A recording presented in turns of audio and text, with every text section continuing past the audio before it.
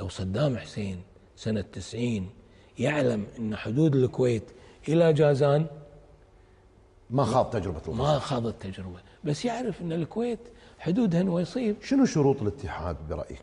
ولا شروط ولا شيء. شروط بس ما يعني أيضا دول مثل الكويت ولا قطر والبحرين والإمارات ستقف ممانعة أمام هيمنة دولة كبرى عليها. أنا أقول لك، أنا أتحدث الآن بلسان الغائب. خلينا أقول لك، أطرح لذلك أقول لك كونفدرالي، مو دولة، مو اتحاد اندماجي. ترى الملك عبد الله طرح اتحاد اندماجي، فهمت كيف؟ لا، ما نبي اتحاد ما يخالف.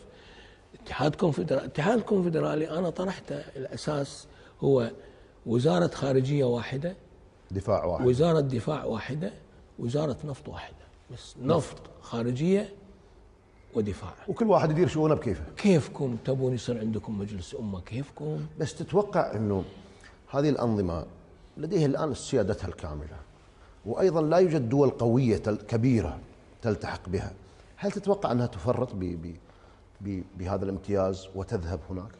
والله أنا أعتقد وجودنا اليوم مو قصة يعني مسألة حياة وموت. وجودنا مرتبط بالاتحاد. ماذا يعيق الاتحاد برأيك دكتور عبد الله؟ أهواء وعناد وروس وشيخة عرفت شلون؟ بس ما تعتقد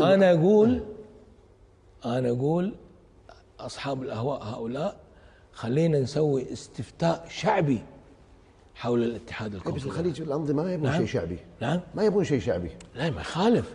لا أنتم مو تقولون شعوبنا ممانعة أو كذا، لا خلينا نسوي استفتاء شعبي. لكن النموذج الذي يراد الالتحاق به أيضا هو يحتاج إلى أن يكون أكثر إغراء لجذب الآخرين.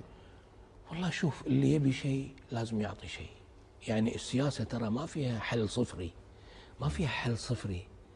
يعني انت السياسة مو مقايضات، توازنات. اي السياسة مو حفلة شاي، يعني انت تختار ايش كثر تبي شكر وايش كثر تبي كيكة لا، السياسة اخذ وعطى يعني.